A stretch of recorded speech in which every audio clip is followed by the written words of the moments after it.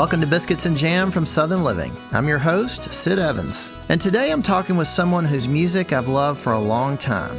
Lucinda Williams was born in Lake Charles, Louisiana, a place she would memorialize in one of her most famous songs. But she didn't stay there for long, moving with her folks to a string of college towns where her father taught poetry and literature. Her peripatetic life and her mother's mental illness led to a sometimes difficult childhood. But music gave her an outlet, and her raw, honest lyrics have made her one of the most celebrated singer-songwriters to ever come out of the South. Despite 3 Grammys and countless other awards, she's never fit neatly into any particular genre, and she never wanted to. Now she has a new memoir called Don't Tell Anybody the Secrets I Told You, and a new album called Stories from a Rock and Roll Heart, her first since having a stroke back in 2020. We'll talk about all that, plus what it was like having Bruce Springsteen join her as a backup singer on this week's Biscuits and Jam.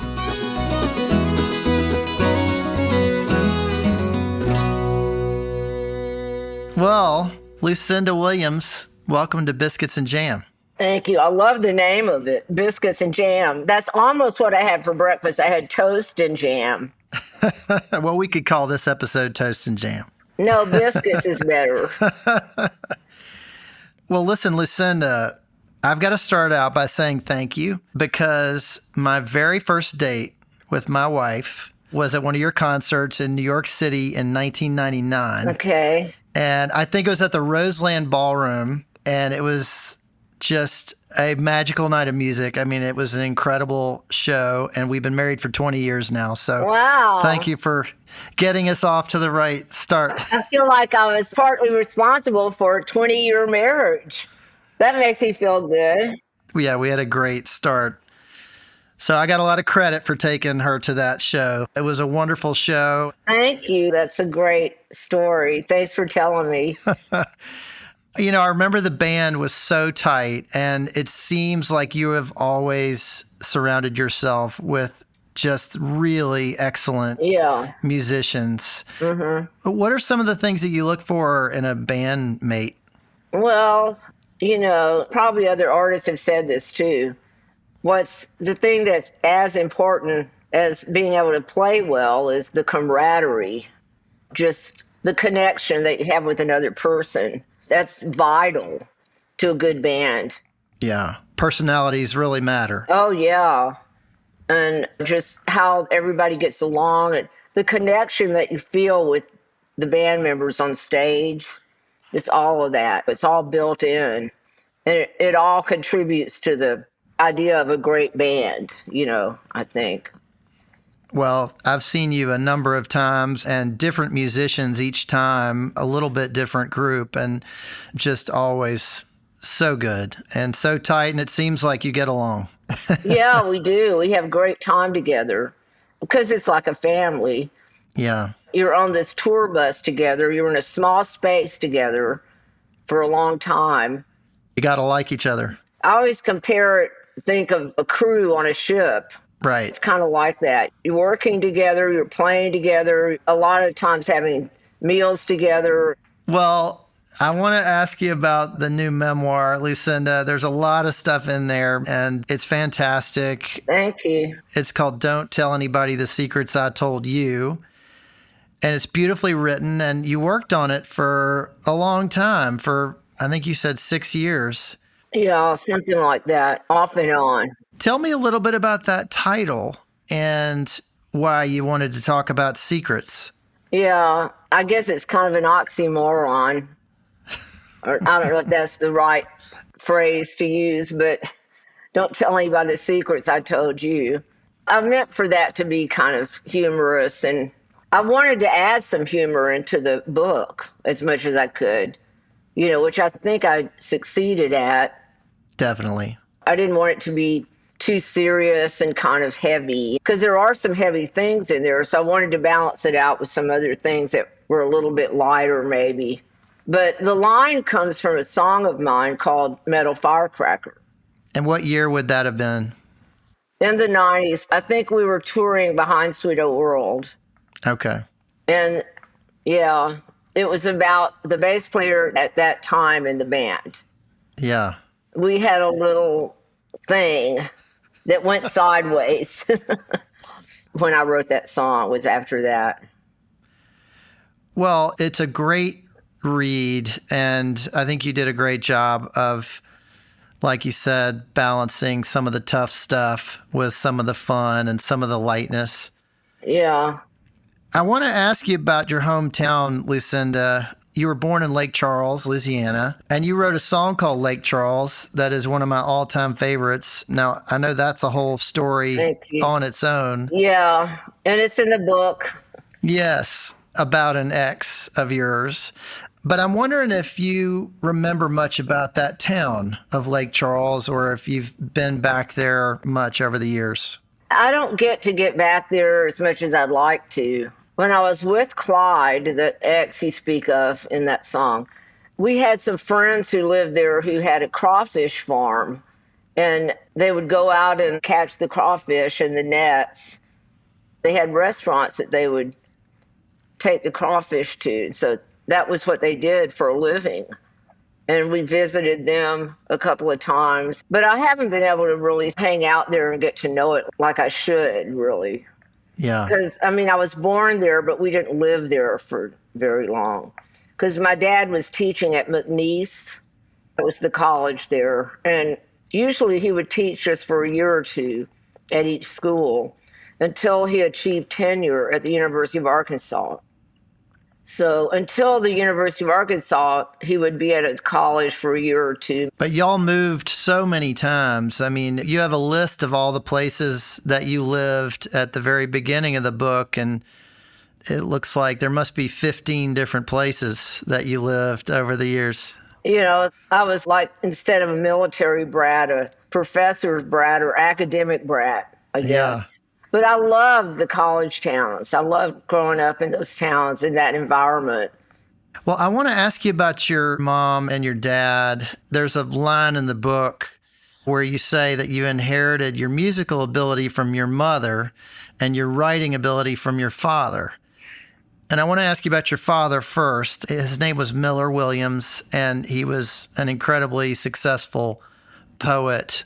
What are some things that he taught you about writing?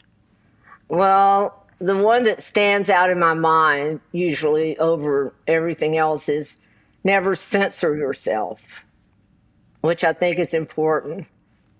Well, never censor yourself also can mean just don't be so self-conscious when you're writing. You have to stand back away from it a little bit, you know. Yeah. Don't start editing yourself before you've actually put it down. Right. And he also used to say, look at it the way the listener would. You know, you need to step back from it enough to be able to get the perception that the listeners would have. What was your relationship with him like when it came to your art? I know you wrote some songs based on his poetry. Yeah. I mean, would you ever share new lyrics with him and get his feedback? Mm-hmm. Yeah. Yeah. I mean, I was kind of obsessed with doing that because there was a really tight bond that we had from when I was very young. And I just admired him so much, you know, looked up to him and wanted to please him. I was one of those kind of kids. So I probably worried a little too much about what he thought, but that can be a good thing if it's handled the right way. But yeah, he was kind of my mentor in a sense. You know, I would show him lyrics. He would comment. Sometimes he might make a suggestion. And it was amazing sometimes. He taught me a lot about just the fine art of writing. It's all in the details, you know, and what a difference that can make. Just one word can just change the scope of things. Well, I've often thought of you as a poet. Yeah, thank you. Wow. And I'm wondering if he thought of you that way or if y'all talked about the differences between poetry and songwriting. Yeah, we did talk about that a lot. In fact, and no, he didn't look at me as a poet. I wish now, looking back, that I'd studied creative writing because oftentimes I'll write something and I'm not sure if it's a poem or not. And I sent him something one time that I thought might be a poem. And he sent back a note that said, "Honey, I think it wants to be a song." And then he sent me some lines one time that he thought I might be able to put music to and make a song out of. And it didn't really work. And he used to have conversations or debates with some of his creative writing students over whether Bob Dylan was a poet or a songwriter. And these talks would go on late into the night over several glasses of Jim Beam. And it was decided, my father was adamant about it, the fact that Bob Dylan was a songwriter, not a poet. Well, and I'm guessing y'all never really resolved that debate. Yeah, well, it was resolved as far as he was concerned because he just said, no, Bob Dylan's a songwriter. He's not a poet. Well, let me ask you about your mom. Your mother was a troubled person in a lot of ways, and she seemed to have a lot of problems with alcohol and maybe depression. But tell me about the music piece. I mean, how did she express that? Yeah. Well, when she and my father met, she was a music major at LSU, and she had studied piano since she was about 4 years old, I think. And so there was always a piano in the house and sheet music, which I was drawn to all the time, but I never took lessons. But I would sit at the piano and just kind of pretend and try to figure out how to play it. I was fascinated. And eventually my mother gave me her zither. It looked like an auto harp, but you put it on your lap and you play it both of your thumbs, kind of strumming it. Well, your fingers also, but you play it on your lap. So she encouraged your music. Yeah, and my dad did too. Once they saw that there was something going on, because I was always drawn to musical instruments, and they got me a Magnus chord organ one time when I was about 11 or 12 or something. And because it had the sheet music, you could prop it up so it'd be right over the keys. So the notes on the page would correspond with the different keys. So it allowed you to play without knowing how to read music. She was real supportive. She loved the arts. She loved music, and she read all the time. And she had all the books of the day, the psychology self-help books, which were coming out in a big way back then. Like, I'm okay, you're okay. Yeah. And she would talk about Carl Jung and all this real heady stuff. So I learned a lot about psychology and therapy from her because we would talk about all that stuff a lot. My dad, too. He was more into Sigmund Freud. I mean, the books that you were exposed to and the writers, it's pretty incredible. I mean, there's a moment in the book where you go to visit Flannery O'Connor in Milledgeville, Georgia. Yeah. With your father. I mean, what an incredible I know. Yeah. I was very young, I wasn't even into my teens yet, I think. Maybe 8 or 9, I'm not sure. But she raised peacocks. And my dad, I have this story in my head from the way he told it to me, which was that we were living in Macon, Georgia, and he drove to Milledgeville, and he took me with him. And he had a meeting set up with her at her farmhouse there. And we went out there, we got there, and it was just a big old-fashioned kind of farmhouse-looking place. It's very southern looking. And he knocked on the door, and her housekeeper came to the door and said, "Miss Flannery is not quite ready to see you yet. Y'all can wait out here." And so we sat on the steps and waited, and we saw the Venetian blinds go pulled down, and that was her office, because she had real strict hours during which time she was writing and you couldn't disturb her. And apparently we got there when she was still working, so we couldn't go in yet. So we waited out there, and then the housekeeper came out and said, "Okay, Miss Flannery is ready now. You can come in." And My dad went in and sat with her. They left me outside to play, and apparently I ran around and chased the peacocks. I like to think that I absorbed some of her Southern writing brilliance by osmosis, if nothing else. I don't know, something. It was a spiritual thing for me when I think about it almost. I mean, I just regard her as the queen of Southern literature. Well, it seems you did absorb it. It just took a while to do that because you became an avid reader of her work, and there just seems to be so many parallels between her stories and your songwriting. Thank you. Thanks for saying that. Without a doubt. Kind of, a little wild, a little out there. Yes, on the fringe. I like to write about people on the fringe of society, which is, of course, what her strength was. And she was so empathetic to her characters, which I like to think I am. Definitely. Well, Lucinda, I want to talk about food for a minute. You talk about in the book your Grandma Day, and you remembered her banana pudding. Tell me about her cooking and what you remember about it. Well, she had fig trees out in the backyard, and of course pecan trees, and she always had some kind of thing that she'd made that day when we'd go over there in the late afternoons. My mother would drop the kids off sometimes to stay with her, and my grandfather just to babysit us sometimes. And I mean, grandmas cook in the kitchen, isn't that what they do?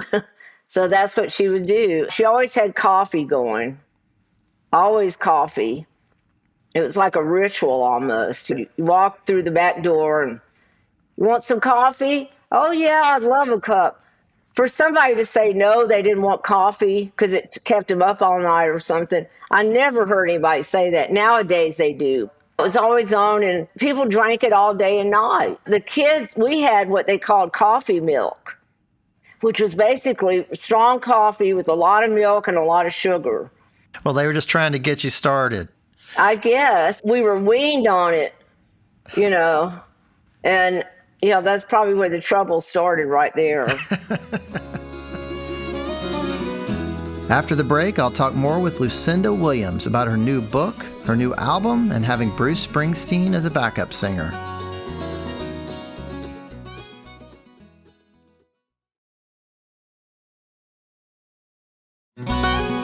Welcome back to Biscuits and Jam from Southern Living. I'm Sid Evans, and today I'm talking with the Grammy-winning singer-songwriter and now author, Lucinda Williams. I got to ask you about a place, Lucinda. I know you spent a lot of time in New Orleans, and there was a place that you talked about called Buster Holmes's Bar and Restaurant. Oh, yeah. Which was kind of a legendary spot. What are some of your memories of that place? Well, yeah, Buster Holmes. He was considered the king of red beans and rice. And my friends and I, when I was in high school in New Orleans, we would go there after school a lot of times, down in the quarter. And there was a little window. You'd walk up to the window, and they would slide open the little screen on the window, and you'd order. It was only 25 cents. You could get a plate of red beans and rice with French bread on the side, huge big plate of it. And we get those, and we would have that. I think we just sat on the sidewalk and ate it or something. And it was really good. Well, and it seemed like that place was really kind of a hot spot. I mean, I think Louis Armstrong went there back in the day, and all sorts of musicians and artists and all kinds of people. I need to read up on it more because I didn't know about that. Yeah, it had quite a history. Yeah, it's just this little neighborhood place, I mean, I don't even remember it as a restaurant necessarily because they didn't have tables and chairs and everything. The way I remember it anyway was just one of those kind of, go up to the window like a takeout sort of place. Right, right. Well, Lucinda, you spent a lot of time in New Orleans during some key years in your life. I mean, you were really developing as a musician, as an artist. You were playing a lot of gigs kind of for the first time, a lot of gigs in a row. And I'm wondering how influential that city was when it came to your music. Well, I think it was very influential. I mean, maybe not directly, but certainly indirectly, you know. Not just New Orleans, but a lot of places I lived. I always tried to search out little dives and little spots, you know, and discover unknown or lesser known musicians and that sort of thing. And of course, in New Orleans, you could sing on the street, you could set up and play music on the street corner for tips and that sort of thing. A lot of what was inspiring me was what was going on at home, though, too, which was my dad's poetry and his creative writing students who became friends of mine and I would hang out with a lot. I lived in a big rambling house one time with some of the other creative writing students of my dad's and spent a summer one time in that house. And so I was heavily influenced by what was going on with them at the time, the culture and all that at that time in the 60s, you know, because they would have been in their 20s and I was a teen. So they were discovering some of the music that influenced me a lot. And they would bring the albums over.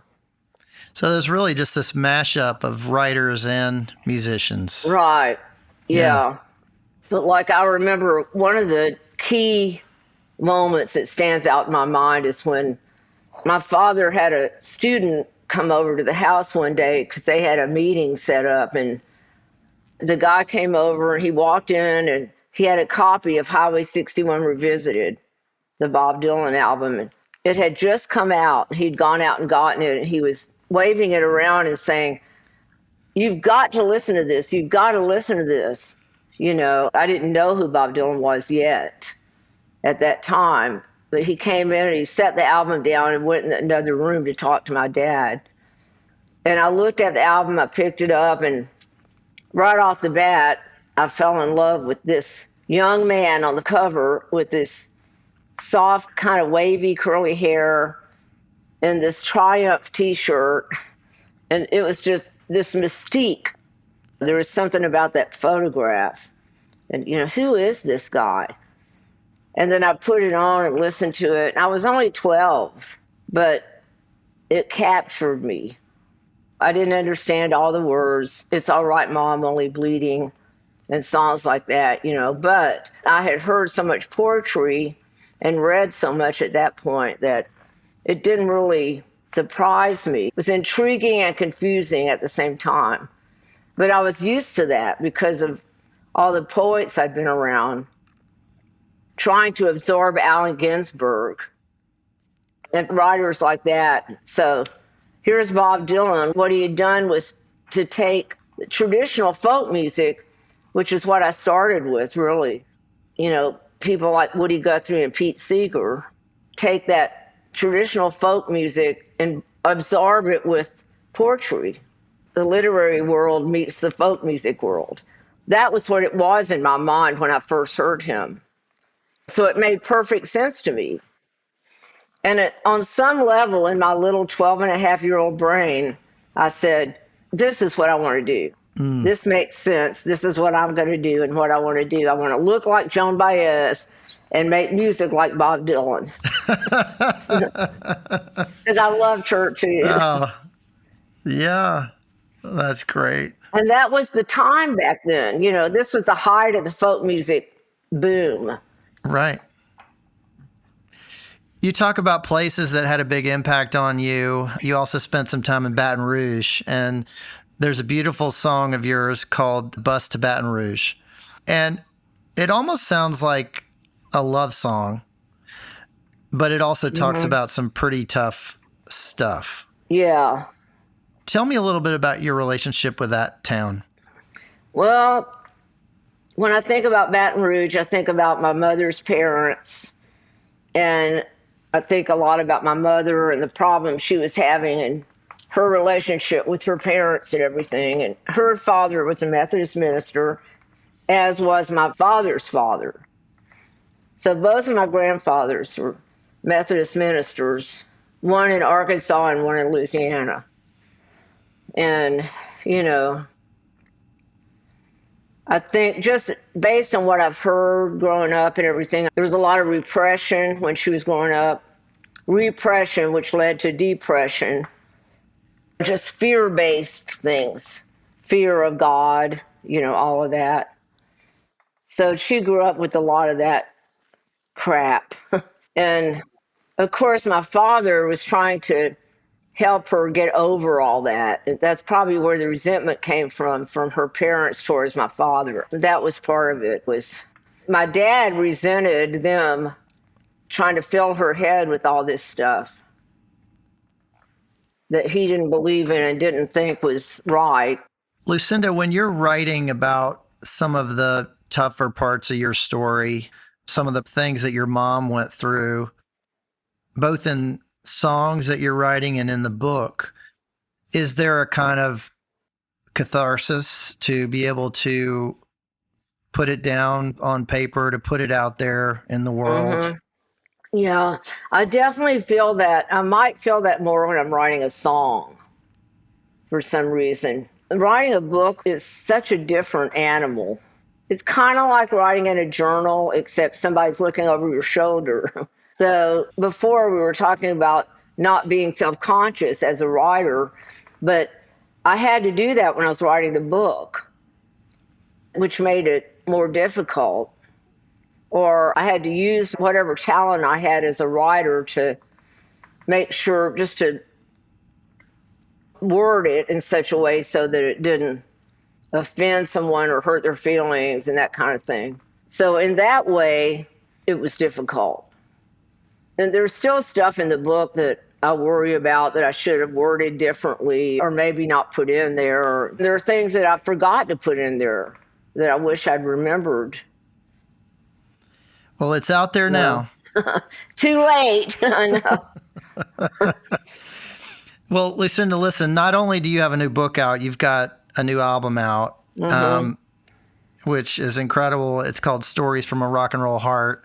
And for someone who's been through so much and who's not afraid to go to dark places, this album seems lighter to me. Like you were really having fun. Is that fair? Yes, it is. That's perceptive. Yeah. There was a kind of a vibe and feeling as we were making this album. I say we because I was co-producing with my husband and Ray Kennedy, who also engineered. And there was a feeling of coming back and being strong on different levels, personal levels and universal levels.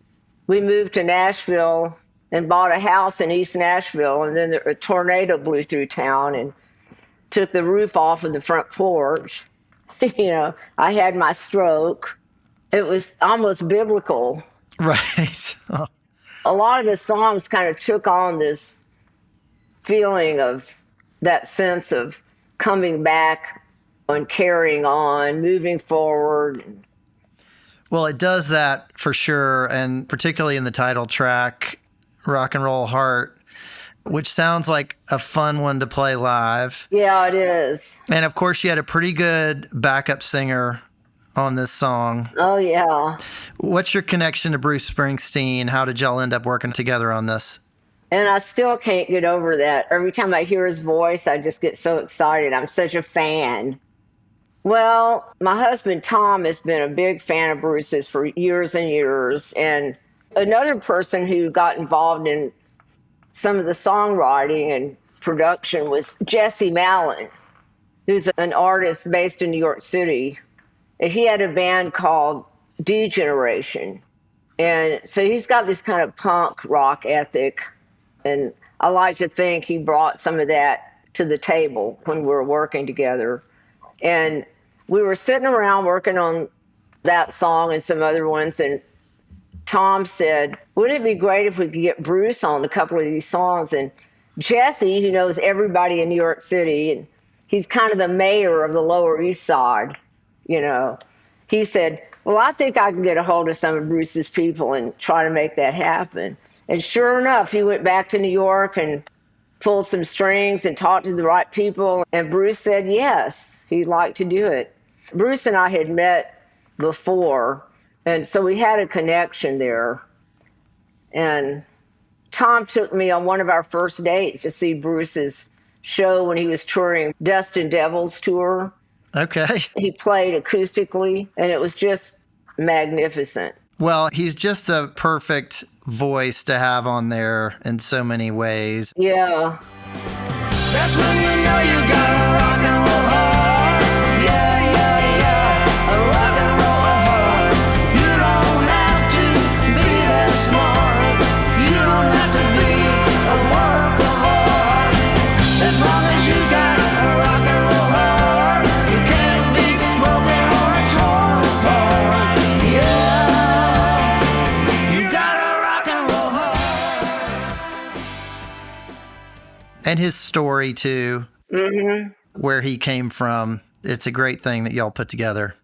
His book is great. I read some other memoirs before I started writing mine, and his was one of them. And I thought he just did a really good job. Yeah.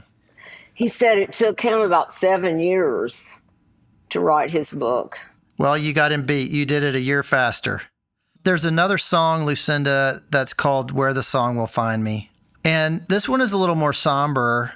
You've been a songwriter for most of your life now, and I'm wondering if this was a little bit about the thrill that you get when you write a good one. Yeah, it's about basically just allowing the muse to come in, if you will, the inspiration, maybe. Actually, my husband and manager, Tom, brought that into the table. He came up with the idea for that and the very beginning lines. We didn't set out to write together, but it just kind of happened organically. He started showing me things that he'd written and ideas he had, and they were good, you know? Turns out he had some creative writing talent hiding in there. He would show me some stuff, and he was kind of shy about it at first. I'd look at it and kind of add to it and then come up with a melody and arrangement and everything. And that was one of those. I know they will find me like they always do. I know they will find me when it's time to. I know they'll remind me when they're ready to be found. They'll come up behind me without making a sound. Without making a sound. Well, it sounds kind of hopeful, you know? Yeah. You have a postscript at the very end of the book, and you were talking about living a good life. And this was kind of a late addition. What motivated you to want to add that? Well, a lot of times I'm just sitting and something comes to me and I just start writing. And it was kind of one of those stream of consciousness things, I guess. And I didn't intend to put it in there, but Tom saw it and thought it was really clever and creative and everything. So he showed it to the editor and they put it in there. I think maybe I was trying to write a poem when I Well, was writing that. I loved it, and I love that it found its way into the book. Thank you. Well, Lucinda, I just have one more question for you. Okay. What does it mean to you to be Southern? Everything. I'm glad I'm Southern. I love the South. I love everything about the South. Well, there are some dark things connected with the South. I don't like it. I resent the fact that Northerners or Yankees, as I call them usually, if I'm not talking to one, I say Yankee. Yankees think that all Southerners are stupid and ignorant and racist. I don't like that. That pisses me off really bad. I was doing a performance one time where I would get interviewed and then I would play some songs and the audience could ask questions. And this one woman leaned forward and said, you know, I really want to go down south and visit. Is it safe? I didn't even answer her. I didn't know what to say. She was afraid to go to the South. because of all the things she'd read and heard about it. Do you feel like you've found a home in Nashville? Yeah, I like Nashville. When I first came here, I ran into some things I didn't like about it. Like, people would ask me what church I went to. I didn't like that, you know. Not, do you go to church? What church do you go to? You know, and the Music Row mentality, that kind of cookie cutter idea of writing a song. Yeah. I quickly became sort of on the fringes of things in Nashville, like along with Steve Earle, who I got to know. He ended up, of course, producing my Car Wheels on a Gravel Road album. But a lot of artists have come to Nashville and kicked up their heels. Willie Nelson, he came here and he felt like an outlaw and he moved to Austin, Texas. That kind of thing is kind of still here. The country music industry could do with some changes. Well, I think you like the fringes. I do. If it's handled the right way, you can find some strength in it. You know, it gives you something to rebel against. And I've found rebellion to be a good tonic for if you're feeling bored or listless, find something to rebel against. Well, I'm glad you're still rebelling, and I'm glad you're still producing great albums, and I'm so glad that you came out with this book. And thanks so much for being on Biscuits and Jam. Thank you. Thanks for having me. Really enjoyed it, Lucinda. Thanks, me too. Thanks for listening to my conversation with Lucinda Williams. Southern Living is based in Birmingham, Alabama. Be sure to follow Biscuits and Jam on Apple Podcasts, Spotify, or wherever you listen. And we'd love your feedback. If you could rate this podcast and leave us a review, we'd appreciate it. You can also find us online at southernliving.com/biscuitsandjam. Our theme song is by Sean Watkins of Nickel Creek. I hope you'll join us next week for my conversation with the Country Music Hall of Famer, Wynonna Judd. We'll see you then.